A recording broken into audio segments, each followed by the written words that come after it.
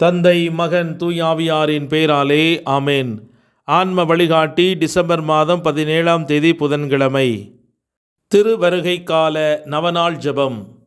ஆதித்தாய் ஆதி தகப்பன் ஜென்மத்திலே பிறக்கப் போகிற சகலரிலும் திவ்ய மகனுக்கு தாயாராயிருக்க தெரிந்து கொள்ளப்பட்டவளுமாய், அதற்காக வேண்டிய சகல வரங்களையும் முழுமையாய் அடைந்தவளுமாய், அடைந்த வரங்களை கொண்டு நடத்தின உன்னதமான புண்ணியங்களால் திருமகனாகிய இறைவன் உம்முடைய திருவயிற்றில் வெகு மகிழ்ச்சியுடன் விரும்பி வர பண்ணினவளுமாயிருக்கிற மாதாவே, உம்முடைய திருக்குமாரன் பிறக்கப் போகிற நாள் நெருங்கி வருகிறதென்று நீர் அறிந்து அவரை பார்க்கவும் அவருக்கு ஊழியம் செய்யவும் உமக்கிருந்த ஆசையை பார்த்து எனக்கும் இந்த திருநாளில் அவர் பேரில் ஆசை வர வேண்டும் என்றும், அவரை பார்த்து அவருக்கு ஊழியம் செய்ய நீர் பாத்திரமாய் இருக்க வேண்டுமென்றும் நீர் பண்ணின ஆயத்தத்தை தியானித்து நானும் அவருக்கு தகுதியான ஊழியம் செய்ய ஆயத்தப்பட வேண்டுமென்றும், நீர் பண்ணின ஆயத்தத்தினால்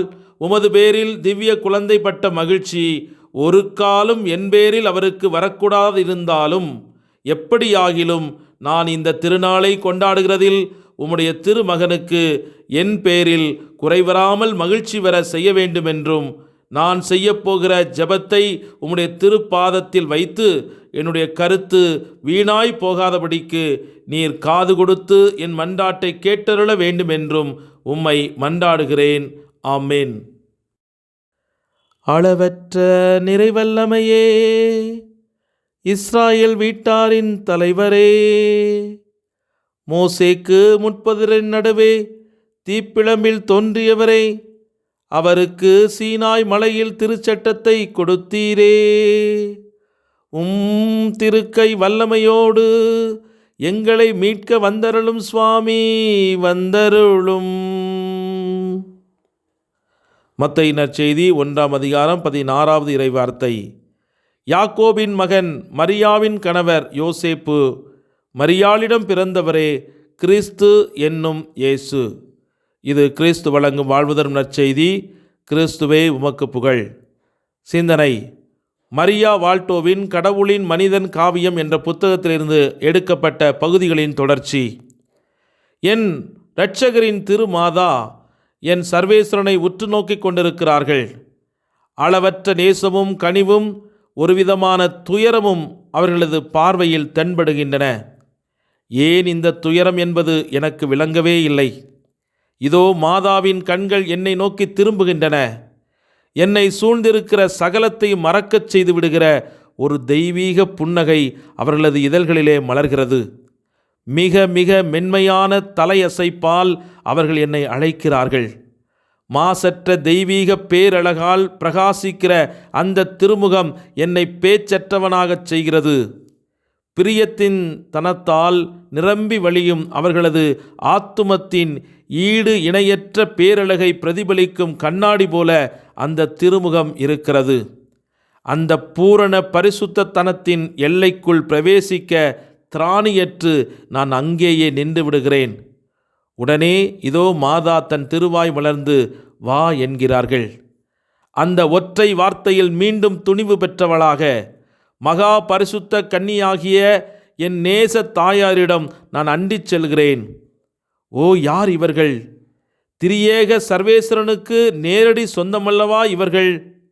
பரலோகமும் பூலோகமும் இவர்களுக்காகத்தானே படைக்கப்பட்டன என்று ஒரு குரல் என்னிடம் சொல்வதை என்னால் கேட்க முடிகிறதே. ஆதியிலும் யுகங்களிலும் யுகங்களுக்கு முன்னும் சர்வேஸ்வரனின் உத்தம பிரதிபலிப்பாக அவரால் படைக்கப்பட்ட ஆதி சிருஷ்டியான பரலோக பூலோக ராக்கினிதானே இவர்கள். பின் ஏன் இந்த தரித்திர கோலம்? அவர்களை மூடியிருக்கிற மேல் மாந்தை சாயும் போயும் ஓரங்கள் நைந்து கிழிந்தும் காணப்படுகிறதே. என் எண்ண ஓட்டங்கள் அலட்சியம் செய்கிற மாதா, என் சிறிய மகளே, இவரை பார் என்கிறார்கள். தனது திவ்ய மகனை சுட்டி காட்டியபடி நான் அவரை பார்க்கிறேன். அந்த சிறு மகவு உறக்கத்தில் ஆழ்ந்திருக்கிறது. காஸ்டெல்லா ரோஜா மலர்களால் செய்யப்பட்ட ஓர் அழகிய மலர் குவியல் போல தோன்றுகிறார். அவர் 33 வருடங்களுக்கு பிறகு துளைக்கப்பட இருக்கும் ஒரு கரத்தின் அழகிய சிறு விரல்கள் கெட்டியாக மூடியிருக்க, மறுகரத்தால் தமது திருத்தாயாரின் இடது கை சுட்டு விரலை இறுக பற்றியபடி உறங்குகிறார் என் தேவன். ஜெபிப்போமாக. எங்கள் மகிழ்வின் ஊற்றே எம் இறைவா, நன்றி நிறைந்த உள்ளத்தோடு உம்மை போற்றி துதித்து ஆராதிக்கிறோம். உம்முடைய பிறப்பினுடைய மறைபொருளை ஒவ்வொரு நாளும் தியானித்து அதில் இருக்கின்ற வியப்புக்குரிய ஆச்சரியமூட்டுகிற காரியங்களால் எனது இதயத்தை நிறைத்து உமக்கு நன்றி சொல்லுகிறோம். எப்போதும் என்னுடைய பிரசன்னத்தில் மகிழ்ச்சியாய் இருங்கள் என்று உம்முடைய அழைப்பை கேட்டு இன்றைய நாளிலும் உமது திருப்பாதம் வந்து நிற்கிறோம். நிறைவான மகிழ்ச்சியை இந்த உலகத்தின் பொருட்கள், உறவுகள், அங்கீகாரங்கள் தர முடியாததை உமது உயிருள்ள பிரசன்னம் மற்றும் உமது உயிருள்ள வார்த்தை எங்களுக்கு தருகிறது என்பதை நான் உணர்ந்து இன்று உமது பிரசன்னத்தில் அமர்ந்து உமது வார்த்தையை தியானித்து அதன் மூலமாக கிடைக்கிற ஆற்றலால் என்னை பலப்படுத்தி கொள்ள எனக்கு அருள் தாரும். என்னுடைய ஆன்மாவை கீழ்நோக்கி இழுத்து என்னை சோர்வடையச் செய்யும் பிறருடைய விமர்சனங்கள், பார்வைகள், தேவையற்ற எதிர்கால பயங்கள், காம இச்சைகளுக்கு வழிநடத்துகிற தீய எண்ணங்கள், இவற்றிலிருந்து என்னை பாதுகாத்து இந்த வாழ்வின் பிரச்சனைகள், தோல்விகள் இவற்றின் மத்தியிலே நீர் என கரம் பிடித்து வழிநடத்த என்னோடு எப்போதும் இருக்கிறீர் என்பதை மட்டுமே நான் நினைத்து என் வாழ்க்கையில் முன்னேறி செல்ல எனக்கு அருள் தாரும். அன்பு ஆண்டவரே, இன்று நாங்கள் எழுதப்போகிற தேர்வுகளை ஆசீர்வதித்தருளும். எங்கள் பயணங்களை பொறுப்பெடுத்துக் கொள்ளும். எங்களுடைய பிள்ளைகள், பேரப்பிள்ளைகளுடைய வாழ்வை நீர் ஆசீர்வதியும். நாங்கள் எதற்காக இந்த உலகத்தில் படைக்கப்பட்டிருக்கிறோமோ அந்த நோக்கத்தை எங்களுக்கு வெளிப்படுத்தி அதனை நிறைவு செய்வதற்கான ஆற்றலையும் விருப்பத்தையும் எங்களுக்குள் அளித்தருளும்.